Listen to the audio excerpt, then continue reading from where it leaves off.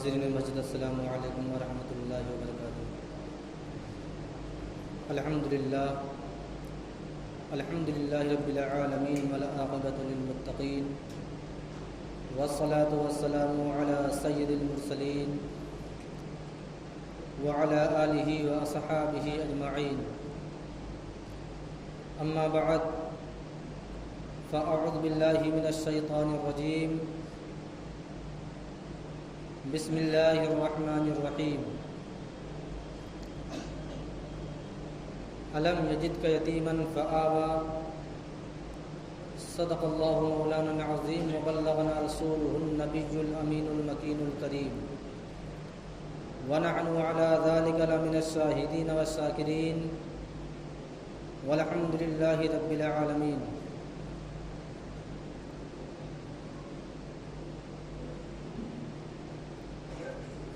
محترم معزز سامعین کرام، آئیے کچھ عرض و معروض سے قبل اپنے آقائے نامدار، مدینے کے تاجدار، ہم غریبوں کے غم گسار، دونوں عالم کے مالک و مختار، حضور احمد مجتبیٰ محمد مصطفیٰ صلی اللہ تعالی علیہ وسلم کی بارگاہ بے کس پناہ میں درود و سلام کی ڈالی نچھاور کریں اور پڑھیں بآواز بلند، اللہم صلی علی سیدنا شفیعنا حبیبنا کریمنا مولانا محمد مبارک وسلم، صلاۃ و سلام علیک یا رسول اللہ صلی اللہ تعالی علیہ وسلم۔ محترم سامعین،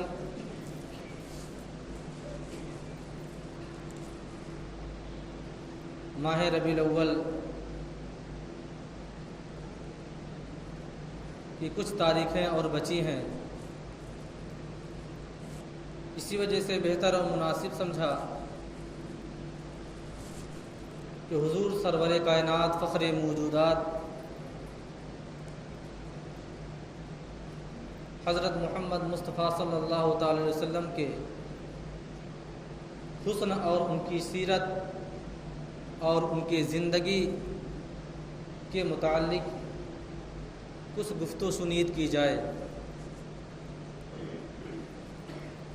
محترم سامعین، میں نے پچھلے جمعہ کو بتایا تھا کہ اللہ تبارک و تعالیٰ نے جب حسن کا ایجاد کیا تو اس کے 100 درجے بنائے، جس میں سے اس 100 درجوں میں سے 99 پورا ہمارے اور آپ کے آقا حضور تاجدار مدینہ صلی اللہ تعالی علیہ وسلم کو عطا کیا، اور 100 میں سے جو ایک بچتا ہے اس ایک میں سے آدھا حضرت یوسف علیہ السلام کو اور آدھا دنیا جب تک انسان قیامت تک آتے رہیں گے ان کے درمیان اللہ تبارک و تعالیٰ اس آدھے حسن میں سے بھیجتا رہے گا۔ پھر جب حضرت یوسف علیہ السلام کی داستان بیان کی جاتی ہے تو ایک موضوع بڑی اہمیت رکھتا ہے کہ جب حضرت یوسف علیہ نبی علیہ الصلوۃ والتسلیم کو زلیخا نے مصر کی کچھ عورتوں کو جو حضرت یوسف علیہ السلام کو دیکھنا چاہتی تھیں، ان کی زیارت کرنا چاہتی تھیں، حسن یوسف دیکھنا چاہتی تھیں، تو زلیخا نے کہا تھا کہ یوسف کا حسن ایسا حسن ہے کہ تم ان کو دیکھ نہیں سکتی اور ہوش میں نہیں رہ پاؤ گے۔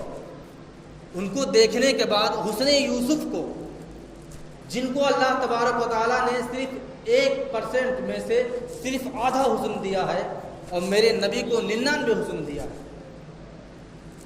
تو زلیخا نے کہا تھا کہ میرے یوسف کے حسن کو تم دیکھ کر کے ہوش میں نہیں رہ پاؤ گی۔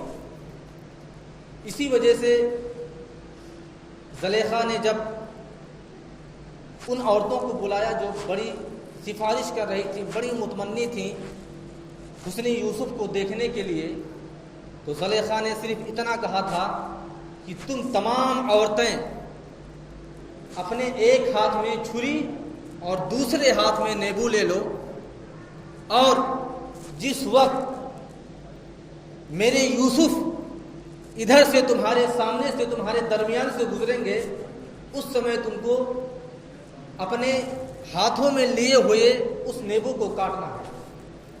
کہا ٹھیک ہے۔ جب تمام عورتیں تیار تھیں، دونوں طرف عورتوں کی قطار تھی، اور سب کے ہاتھ میں، ایک ہاتھ میں چھری دوسرے ہاتھ میں نیبو، تو جب تمام عورتیں تیار ہو گئیں دیکھنے کے لیے، زلیخا نے حضرت یوسف علیہ نبینا علیہ الصلوۃ والتسلیم سے عرض کیا کہ مصر کی کچھ عورتیں آپ کی زیارت کرنا چاہتی ہیں، آپ صرف ان کے درمیان سے گزر جائیں۔ لیکن جب تاریخ بھی گواہ ہے، لوگ جانتے ہیں کہ جس وقت اور جس سمے حضرت یوسف علیہ نبینا علیہ الصلوۃ والتسلیم ان تمام عورتوں کے درمیان سے گزرے تھے، تو حسن یوسف کا یہ عالم تھا کہ عورتوں نے نیبو کاٹنے کے بجائے اپنی انگلیاں تک کاٹ لی تھی۔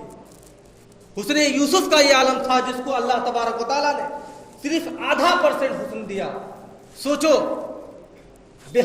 بے ہوشی کے عالم میں آ گئی، اس وجہ سے ان لوگوں نے نیبو کاٹنے کے بجائے اپنی انگلیاں کاٹ لی۔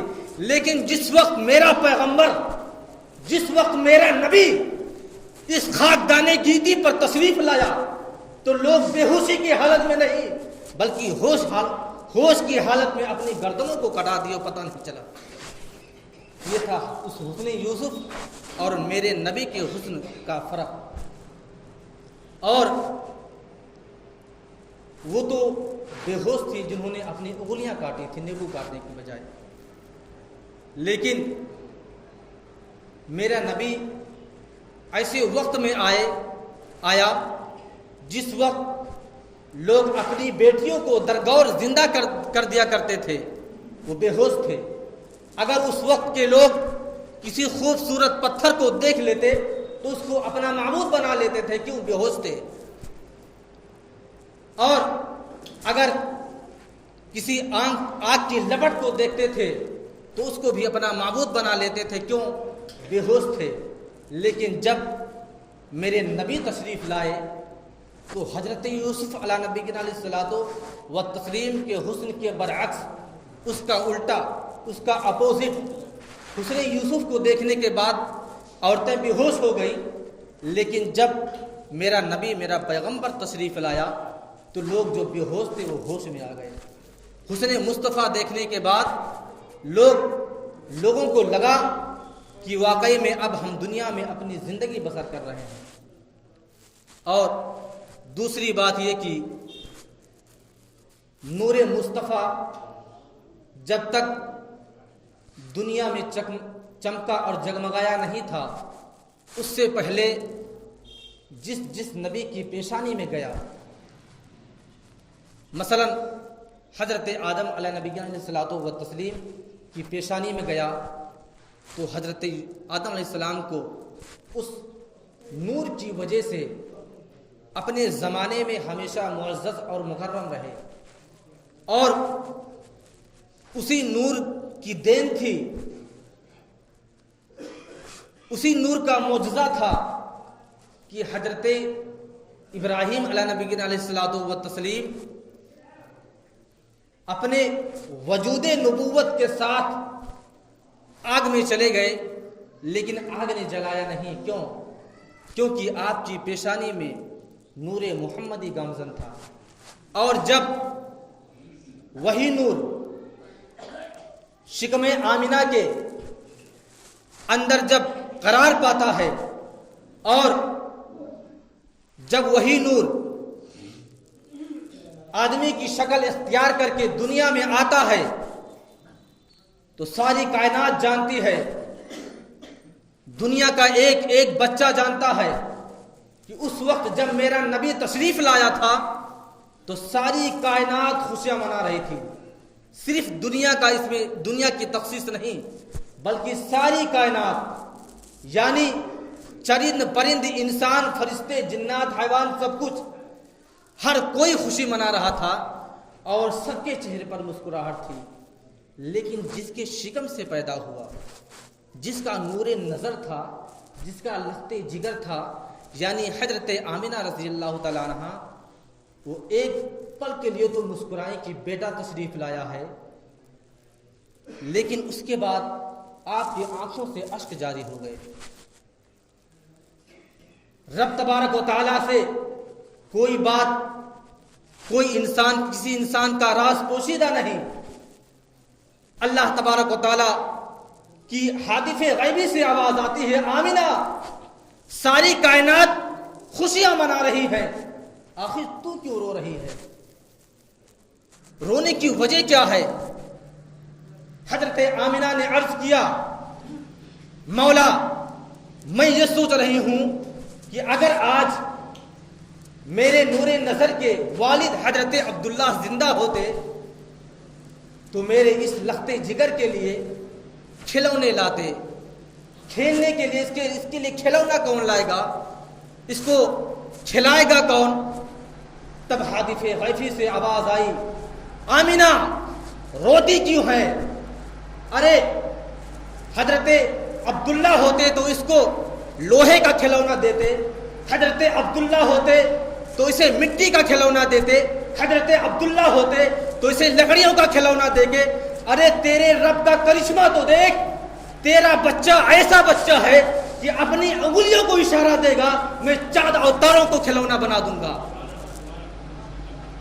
اللہ تبارک و تعالیٰ نے اپنے محبوب کے بارے میں حضرت آمنہ سے کہا کہ تیرے بچے کو کھیلنے کی عمر تو ہونے دے، میں ایسا بناؤں گا، ایسا کھلونا دوں گا کہ آج تک دنیا نہ تو دے پائی ہے نہ دے پائے گی۔ پھر حضرت آمنہ رضی اللہ تعالیٰ عنہ تھوڑی دیر کے لیے خاموش تھی، ان کے آنکھوں سے اشک بند تھا، لیکن پھر حضرت آمنہ کی آنکھوں سے اشک جاری ہو گئے، کیونکہ حضرت عبداللہ کا نہ ہونا۔ اسی وجہ سے میں نے جس آیت مقدسہ کی تلاوت کا شرف حاصل کیا، الم یجد کا یتیمن فآوا، یعنی آپ در یتیم پیدا ہوئے تھے، لیکن اللہ تبارک و تعالیٰ نے فآوا کا لفظ کیا۔ آمنہ فآوا، میں نے نبی کو فآوا بنایا، جو چاہیں کریں اور جو چاہیں کھیلے، جو چاہیں جیسا چاہیں رہیں۔ لیکن پھر حضرت آمنہ رضی اللہ تعالیٰ عنہ کے آنکھوں سے اشک جاری ہو گئے، کیونکہ حضرت عبداللہ کے نہ ہونے کی وجہ سے آپ کی ان خوشیوں میں، آپ بھی جانتے ہوں گے، لوگ اکثر جانتے ہیں، ہمارے اور آپ کے گھر کا بھی یہی حال ہے کہ اگر کسی کے یہاں کسی کے لڑکے کی شادی ہے یا لڑکی کی شادی ہے، اگر اس کے زندگی میں، اس کی شادی والی زندگی میں اگر اس کے والد موجود نہیں ہیں، اگر اس کے باپ موجود نہیں ہیں، تو اس خوشی میں بھی لوگ رویا کرتے ہیں۔ میں نے اکثر لوگوں کو دیکھا ہے، کیوں روتے ہیں؟ کیونکہ اپنے والد کو، اپنے باپ کو یاد کرتے ہیں کہ اگر آج اس خوشی میں میرے والد ہوتے تو کیا بات ہوتی، میرے والد گرامی ہوتے تو آج خوشیوں میں چار چاند لگ جاتے۔ بہرحال یہی سب چیزیں سوچ کر کے حضرت آمنہ رضی اللہ تعالیٰ عنہ کی آنکھوں سے اشک جاری ہو گئے کہ اگر آج حضرت عبداللہ ہوتے تو آج میری اس خوشی میں چار چاند لگ جاتے۔ لیکن پھر آپ جب ہاتف غیبی سے آواز آتی ہے، آمنہ روتی کیوں ہے؟ فآوا، وجہ بتائیے، روتی کیوں ہے؟ حضرت آمنہ عرض کرتی ہیں کہ اگر اس کے والد گرامی حضرت عبداللہ ہوتے تو میرے بیٹے کو، میرے اس خوبصورت حسین و جمیل لخت جگر کو تمام جگہوں کی سیر کراتے، ہر جگہ اس کو گھماتے، اپنے ساتھ بٹھاتے، انگلیاں پکڑ کر چلانا سکھاتے۔ ہاتف غیبی سے آواز آتی ہے، آمنہ روتی کیوں ہے؟ فآوا، الم یجد کا یتیمن فآوا، روتی کیوں ہے؟ اے آمنہ روتی کیوں ہے؟ ارے اس کے سیر کرنے کی عمر تو ہونے دے، تیرا رب ایسا سیر کرائے گا، ایسا سیر کرائے گا کہ اپنے محبوب کے انگلیوں کو پکڑ کر کے آسمانوں کا سیر کرائے گا۔ ایسا سیر کرائے گا جسے لوگ شب معراج کہیں گے، اے آمنہ روتی کیوں ہے؟ تیرا رب اسے جنت و دوزخ کی سیر کرائے گا۔ ارے جنت و دوزخ تو چھوڑیے، تیرا رب اس تیرے لختے جگر کو لامتا کا بھی سیر کرائے گا۔ اللہ تبارک و تعالیٰ نے جو حضرت آمنہ سے وعدہ کیا، کر کے دکھایا، تاریخوں میں بھی ہے کہ آپ کی عمر آپ جب جھولے میں ہوتے تو آپ کے جھولے کو فرشتے جھلایا کرتے تھے۔ آپ اگر انگلیاں گھماتے تھے تو اوپر آسمان میں چاند اور تارے گھومتے تھے۔ اگر جب آپ کی سیر کرنے کا عمر آیا، جب آپ کے گھومنے کی عمر آئی تو اللہ تبارک و تعالیٰ نے ساتوں آسمانوں کی سیر کرائی، جنت و دوزخ کی سیر کرائی، سدرۃ المنتہا کی سیر کرائی اور لامکاں کی بھی سیر کرا دی، جس کو اللہ تبارک و تعالیٰ نے ایسی شرفیت کسی اپنے نبی کو نہیں عطا کی، نہ تو کسی نبی کو کبھی عطا کی تھی۔ بہرحال اللہ تبارک و تعالیٰ نے اپنے محبوب کو دنیا میں بھیج کر کے ہم پر اور خاص کر کے امت محمدیہ پر احسان کیا، کیونکہ اللہ تبارک و تعالیٰ نے مجھے ایسے اعلیٰ اور معزز اور شان والے نبی کا امتی بنایا۔ اللہ تبارک و تعالیٰ کی بارگاہ میں دعا ہے کہ اللہ تبارک و تعالیٰ ہم تمامی مسلمانوں کو اپنے مصطفیٰ کے نقش قدم پر چلنے کی توفیق و رفیق عطا فرمائے، ہم تمامی مسلمانوں کو نمازوں کی پابندی کرنے کی توفیق و رفیق عطا فرمائے۔ وآخر دعوانا الحمدللہ رب العالمین۔ السلام علیکم۔